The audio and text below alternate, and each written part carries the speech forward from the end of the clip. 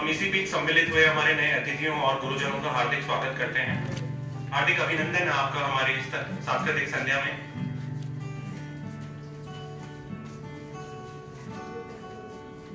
और सबसे पहले इस संध्या का शुभारंभ करने हेतु मैं प्रोफेसर राजकुमार पंत को बुलाना चाहूंगा कि वो आए कृपया और हम छात्रों के बीच में 2 शब्द कहें।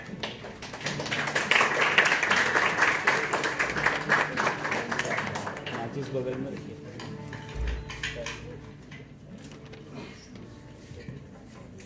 सभी को नए संवत्सर की बहुत बहुत मुबारकबाद। वाकई बड़ा अच्छा दिन है जब हमने इस तरह का एक कार्यक्रम आयोजित किया। कुछ छात्र मेरे घर आए थे मिलने के लिए, ऐसे होली के कुछ दिनों बाद। तो बातचीत चली, मैंने बताया कि देखो पहले यहाँ बहुत बड़ा एक ग्रुप होता था, अब मुझे तो इस इंस्टीट्यूट में 33 साल हो गए हैं मैं तो बहुत पहले से हूँ। और जैसे समुद्र में लहरें आती हैं जाती हैं, ऐसे ही हमारे यहाँ छात्र आते जाते हैं, हम लोग किनारे की तरह यहाँ रह जाते हैं।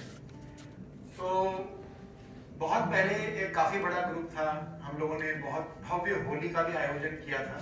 मुझे याद है उसमें 105 लोग आए थे और हमने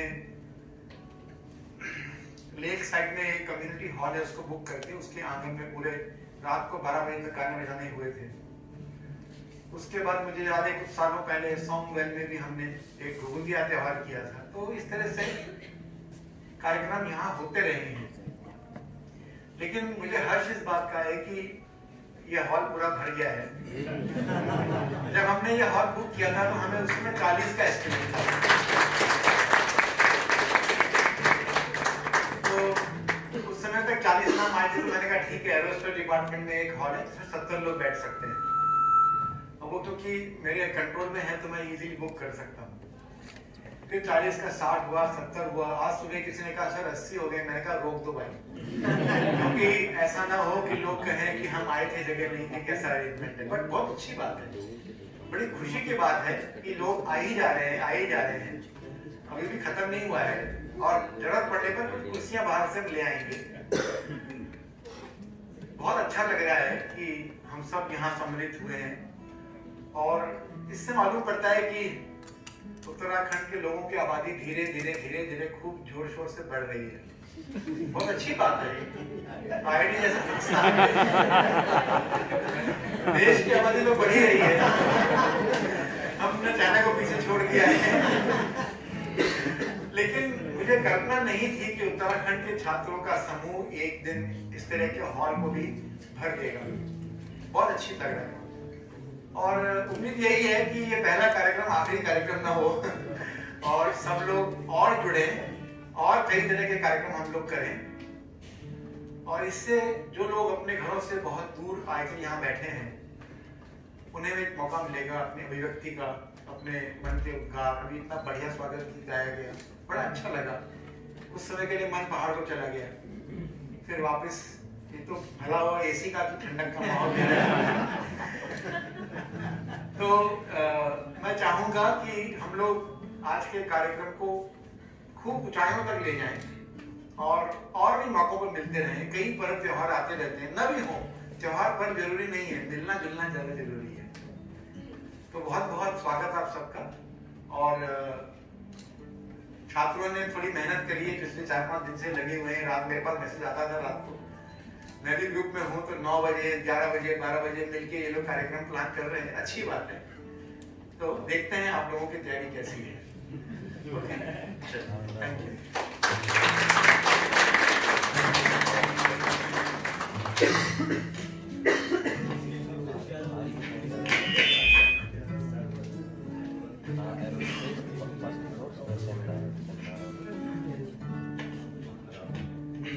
धन्यवाद प्रोफेसर पंत, आपके उत्साहवर्धन का और आपके अमूल्य शुभाशीष का। अभी अगली प्रस्तुति के विषय में आपको बताएंगी कोनिका। तो चलिए अब सुनते हैं संभवतः उत्तराखंड के सबसे लोकप्रिय और ऐतिहासिक गीत से। क्या आप सब बता सकते हैं कि वह क्या है? जी हाँ, गीत वही है, बेड़ो पाको 12 मासा। तो आइए आपको आपको बताते हैं इस गीत का संदर्भ। इस ऐतिहासिक गीत के वैसे तो कई व्याख्याएं हैं, पर आज हम आपको इस गीत के पीछे उनमें से एक प्रसिद्ध गाथा सुनाते हैं। बसंत ऋतु का आगमन हो चुका है, वृक्षों पर पक्षी चहचहा रहे हैं और वनों में नए पुष्प खिल चुके हैं। ऐसे में एक पत्नी अपने मैथ यानी मायके को स्मरण कर रही है और अपने पति, जिसका नाम नारायण है, उसको उल्लाहना देती है और कहती है कि बेड़ो जो एक फल है वह तो वर्ष भर होता है, पर काफल जो कि बसंत ऋतु में होता है, उसे अपने बाल्यकाल का स्मरण कराता है और जिसके कारण उसे अपने मैथ की खुद लग रही है और वह अपने प्रियजनों की याद में दुखी है। वह अपने इष्ट देवी अल्मोड़ा में स्थित नंदा देवी के दर्शन कर और उन्हें फूल भी अर्पित करना चाहती है। तो चलिए सुनते हैं ये कालजयी और मधुर गीत बेड़ो पाको बारो मासा।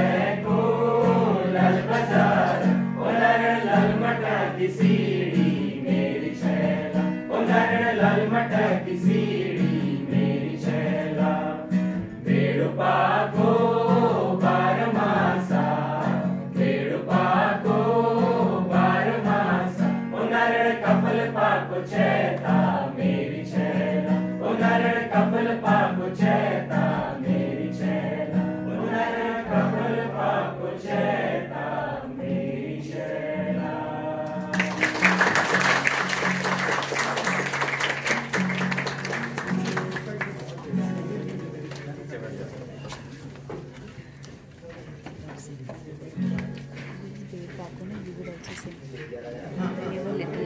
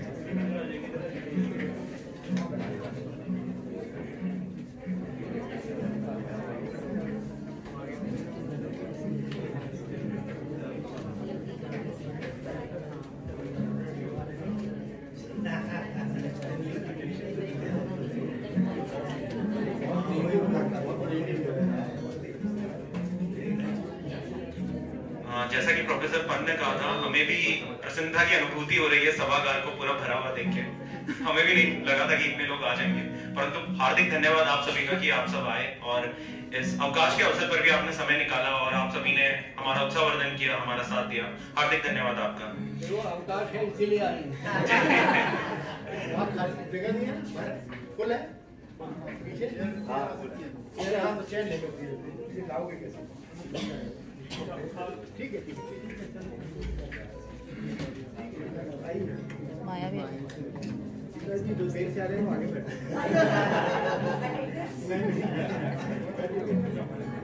नहीं कोई बात नहीं, यहाँ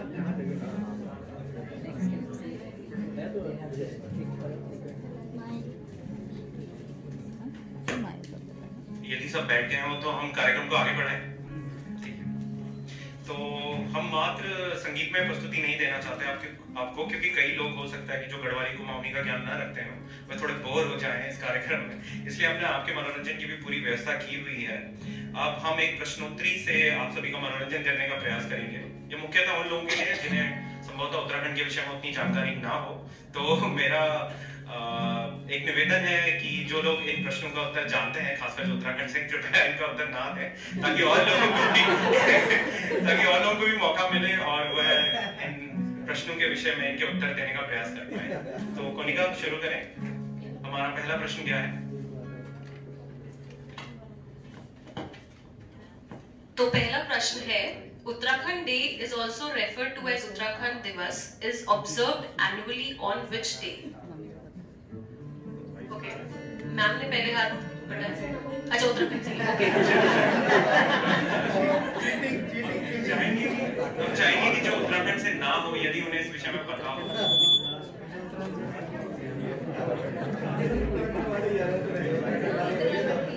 चलो कोई नहीं। मैं उत्तर दें।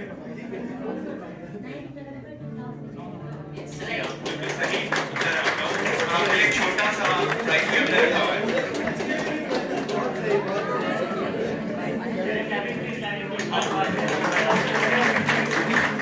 उत्तराखंड से ही सही, परंतु हमने उत्तर को बिल्कुल सही दिया है।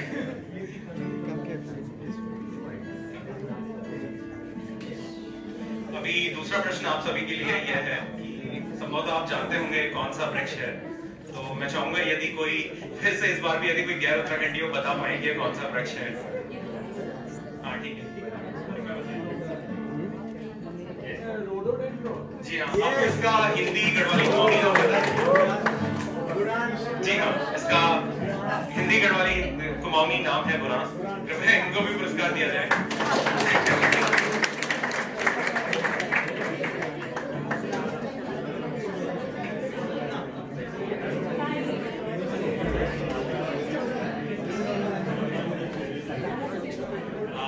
बुरांस के विषय में आपको बता दूं कि इसका सांस्कृतिक महत्व क्या है। अभी अभी जो हमने फूलदेई का प्रतीकात्मक रूप से त्योहार मनाया है, फूलदेई में बुरांस एक बहुत ही महत्वपूर्ण फूल है। बुरांस उच्च हिमालयी क्षेत्रों में पाए जाने वाला एक वृक्ष है जिसके ये सुंदर लाल रंग के फूल होते हैं। इसके साथ ही आप सबको जानकर यह प्रसन्नता होगी कि बुरांस उत्तराखंड का राज्य वृक्ष भी है और इसीलिए इसका हमारे लिए बहुत ही अधिक सांस्कृतिक एवं सामाजिक महत्व भी है। और यदि आजकल देखा जाए तो हम सभी के घरों में बुरांस का जूस भी काफी आराम से उपलब्ध हो जाता है, तो इसीलिए बुरांस का उत्तराखंड की संस्कृति पर बहुत ही गहरा प्रभाव है। तो चलिए चलते हैं अगले प्रश्न की ओर। क्या बता सकते हैं कि ये कौन से सांस्कृतिक वाद्य यंत्र, संगीतमय वाद्य यंत्र होंगे? अब इनमें से एक तो बहुत ही आसान है बताना, ये लगभग पूरे भारत में पाया जाता है। और ढोल के साथ ही दूसरा वाद्य यंत्र है जो कि मुख्यतः उत्तराखंड में जिसका उपयोग होता है, यदि आप बता पाए इसका नाम क्या है?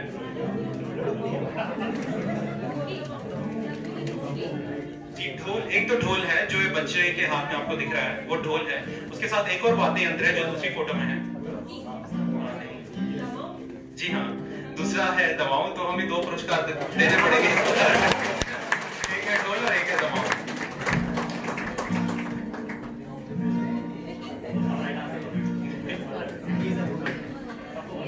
सच बात।